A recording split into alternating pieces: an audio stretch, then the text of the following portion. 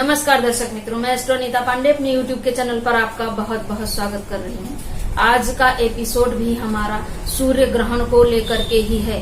सूर्य ग्रहण के विषय में मैं आपको एक गहन जानकारी देना चाहती हूँ और दूसरी बात ये कि एक दिव्य प्रयोग आपको बताना चाहती हूँ कि जिसको करने से आपकी सारी समस्याओं का समाधान हो जाए। दर्शक मित्रों, इसके पहले भी मेरे 2 एपिसोड सूर्य ग्रहण को लेकर के बन चुके हैं। मैंने आप तक पहुंचाया भी है उसको। पहले एपिसोड में मैंने बताया है कि आप राशि के अनुसार सूर्य ग्रहण के दिन कौन सा जाप और क्या उपाय करें, क्या दान करें कि अगर आपके ऊपर, आपकी राशि के ऊपर इस ग्रहण का कोई भी नेगेटिव इफेक्ट होने वाला है तो वो ना हो और आप पूर्ण स्वस्थ रह सकें।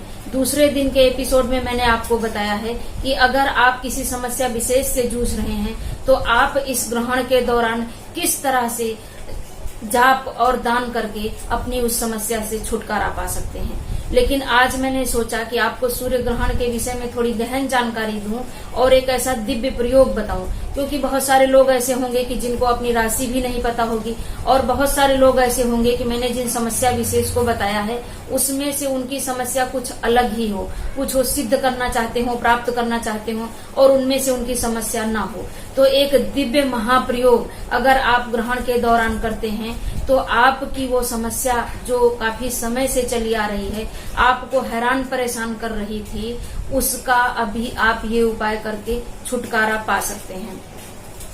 दर्शक मित्रों, 21 जून 2020 जो सूर्य ग्रहण पड़ रहा है, मैं आज सिर्फ इसी की ही बात करूंगी। 5 जून को जो चंद्र ग्रहण पड़ रहा है और 5 जुलाई को भी जो चंद्र ग्रहण पड़ रहा है, उसका किसी भी तरह से हमारे मन मस्तिष्क पर, ब्रह्मांड पर असर नहीं पड़ेगा। आप ऐसे पंडितों के या ज्योतिषियों के कहने में ना आए जो ये बता रहे हैं इसका बहुत नेगेटिव असर पड़ेगा, अनेक तरह से बाउंडर खड़ा किए हुए हैं। प्लीज, इसका किसी भी तरह से शास्त्रों में कोई मान्यता नहीं है जो ये दोनों चंद्र ग्रहण पड़ेंगे।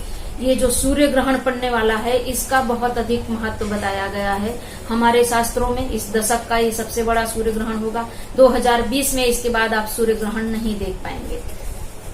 दर्शक मित्रों, 21 जून 2020 को पड़ने वाला सूर्य ग्रहण जो कि 10:20 से लेकर के 1:40 तक रहेगा। इसका सूतक काल जो लगेगा वो 20 जून को रात को 10:20 से शुरू होगा और 21 जून दोपहर 1:40 तक रहेगा।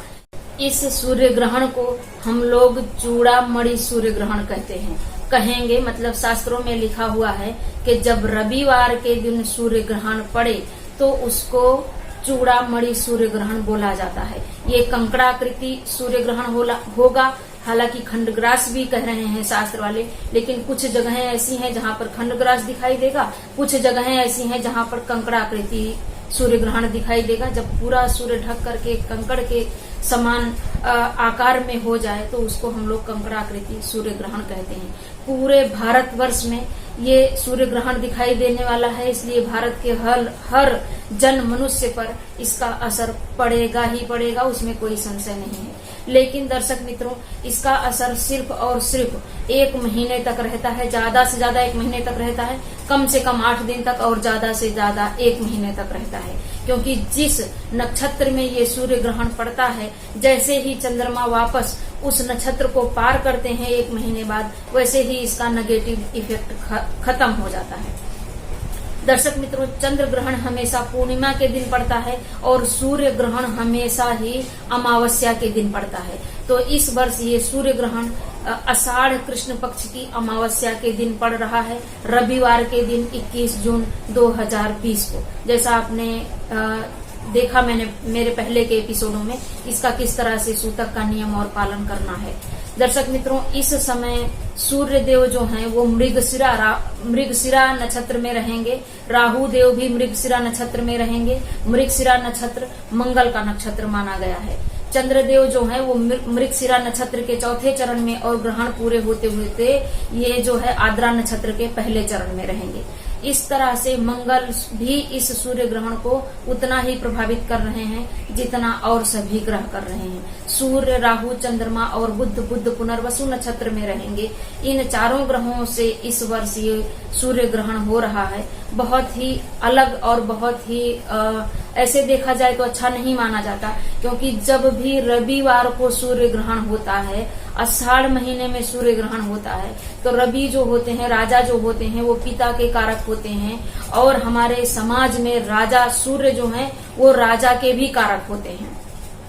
सूर्य पिता के भी कारक होते हैं, सूर्य राजा के भी कारक होते हैं। अभी जो सूर्य है वो सरकार के कारक हैं, हमारे प्रधानमंत्री और मुख्यमंत्री के कारक हैं। तो इस तरह से जनता के द्वारा राजा का विरोध भी यहाँ पर किया जाएगा, राजा को जनतंत्र का विरोध भी झेलना पड़ेगा। कहीं ना कहीं सूर्य के लिए ये कठिन और विषम परिस्थिति रहने वाली है। हालांकि 1 महीने तक इसका असर बहुत ज्यादा होगा, उसके बाद धीरे धीरे कम हो जाएगा, लेकिन राजा के लिए, सूर्य के लिए ये परिस्थिति अच्छी नहीं मानी जाएगी। जनतंत्र का आक्रोश और हर तरह से उनको किसी न किसी तरह से आपदा का सामना करना पड़ेगा। आषाढ़ महीने में अगर हो रहा है सूर्य ग्रहण और वायु तत्व की राशि में हो रहा है, तो हर तरह से तेज हवाएं चलना, आंधी आना, वायुमंडल में एक तूफानी वातावरण होना, हर तरह से खेतों का, फसलों का नुकसान होना, अति वर्षा होना, इन सब चीजों से भी हमारा ये देश गुजर सकता है। मिथुन राशि, जिसको मैथुन भी कहते हैं, तो यहाँ पर राजा के साथ साथ ऐसे लोग जो वैश्य समाज से आते हैं, उनके लिए भी कहीं ना कहीं खाने के लाले पड़ने वाले हैं, उनको भी कहीं ना कहीं इससे समस्या होने वाली है। ऐसे लोग जो यमुना तट पे रहते हैं, गंगा तट पे रहते हैं, पानी के किनारे समुद्र तट पर रहते हैं, उनको भी किसी न किसी तरह से ये सूर्य ग्रहण नुकसान दे सकता है। दर्शक मित्रों, सूर्य ग्रहण का जो सूतक है वो 20 जून से 10:20 से ही लग जाएगा, 21 जून तक रहेगा ये। आपको एक बात और बता दूं कि राहु अभी अपनी उच्च राशि में गोचर कर रहे हैं। इसके 18 साल के बाद ही राहु अपनी इस उच्च राशि मिथुन राशि में गोचर करेंगे। तब तक आप राहु और सूर्य का इस तरह से ग्रहण नहीं देख पाएंगे। ये एक स्पेशल जानकारी थी जो मैंने आपको दी, लेकिन सूर्य ग्रहण के दौरान हमारी सुषुम्ना नाड़ी चलती रहती है, इसलिए इस समय किया हुआ जप तप, खासकर जप की बहुत ज्यादा महिमा है, दान की बहुत ज्यादा महिमा है, तप की बहुत ज्यादा महिमा है। तो इस समय किया हुआ जप तप और दान हमें करोड़ों की संख्या में बढ़ करके मिलता है, क्योंकि हमारी दोनों नासिकाएं चलती रहती हैं। और जब हमारी दोनों नासिकाएं चल रही हों तो उस समय हम जो भी पूजा पाठ धर्म कर्म करते हैं वो हमें करोड़ों की संख्या के बराबर मिलता है। सूर्य, जैसा मैंने आपको कल ही बताया, हमारे समाज में पिता के कारक माने गए हैं। ज्योतिष शास्त्र में सूर्य को पिता माना गया है, इसलिए एक पिता कितनी भी अधिक परेशानी हो वो सह करके और फिर अपने बच्चों के ऊपर आने देता है, आने ही नहीं देता, लेकिन जो कुछ हद तक आ रही है, आ जाती है, उससे भी हम लोग बिलबिला जाते हैं। ऐसा ना करें, अपने स्वास्थ्य का ध्यान रखें, जितना भी हो सब कार्य को करें, ताकि एक पॉजिटिव एनर्जी हम इस पूरे ब्रह्मांड के लिए जनरेट कर सकें। कुछ त्रुटि रह गई हो तो आप हमें कमेंट में बता सकते हैं। अब मैं आपको बता रही हूँ एक अद्भुत प्रयोग। आपको सूर्य ग्रहण के पहले ही एक रुई की बत्ती को पीले रंग में, हल्दी में रंग लेना है और तिल के तेल का दिया लेना है, मिट्टी के दिए में तिल का तेल भरना है। इन सब चीजों को आपको सूतक के पहले ही एक जगह कहीं इकट्ठा करके रख लेना है।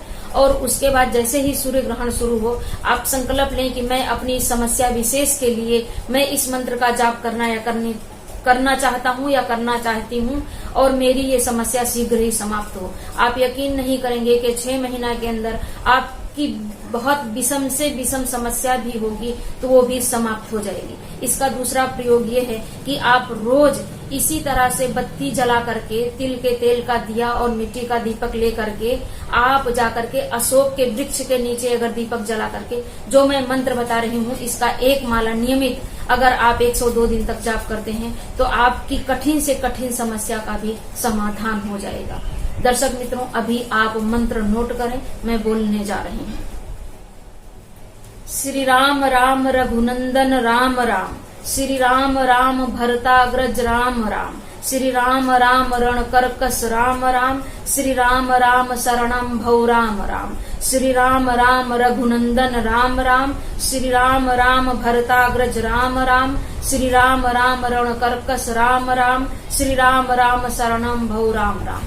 अगर आप इस मंत्र का जिस विधि से मैंने बताया है जाप करते हैं तो ये दिव्य महाप्रयोग है, अपनाया और आजमाया हुआ है। कोई भी ऐसी समस्या नहीं है कि जो आप दूर ना कर सके। हाँ, आपके अंदर उस समस्या को दूर करने का विश्वास होना चाहिए। आपको ये पता होना चाहिए कि ये मेरी जो समस्या है ये समाप्त तो हो ही जाएगी, हो ही सकती है। ऐसा नहीं है कि आप कुछ अलग थलग ही मांगने लगे जिसका कोई मतलब ही नहीं हो और उसके बाद आप इस मंत्र को दोष दें, क्योंकि ये मंत्र परम प्रभावशाली है, इसका प्रभाव कभी कम होता ही नहीं है। अब कोई अगर सोच रहा है कि मैं अंबानी ब्रदर्स बन जाऊं तो ये गलत है। हो सकता है कि आप उनसे भी बड़े बन जाएं, इसलिए इस ऐसे किसी चीज की डिमांड ना करें कि जो आपके लिए असंभव हो। जो आप जानते हो कि आपको आपके भाग्य से मिलेगा ही, उसी चीज को आप पाने का प्रयास करें, तब आपको ये मंत्र हर तरह से प्रभावशाली हो जाएगा। दर्शक मित्रों, 70% लोग ऐसे हैं कि जो हमारा प्रोग्राम देखते तो हैं पर उन्होंने हमारा चैनल सब्सक्राइब नहीं किया हुआ है। आप सबसे निवेदन है कि आप हमारे चैनल को सब्सक्राइब करें। अगर आपको हमारा प्रोग्राम पसंद आता है तो हमारे चैनल को सब्सक्राइब करके हमारा उत्साह बढ़ाएं, ताकि हम ऐसे ही अच्छे अच्छे वीडियो आपके लिए लाते रहें। दर्शक मित्रों, आपके पास बहुत सारा ऑप्शन है। आप किसी और पंडित को भी, ज्योतिषी को भी देख सकते हैं। यूट्यूब खोलेंगे आपको भरमार दिखेगी, लेकिन मेरे लिए तो एक ही ऑप्शन है, वो है आप, सिर्फ आप। इसलिए मेरे चैनल को सब्सक्राइब करें, मेरा उत्साह बढ़ाएं। नमस्कार।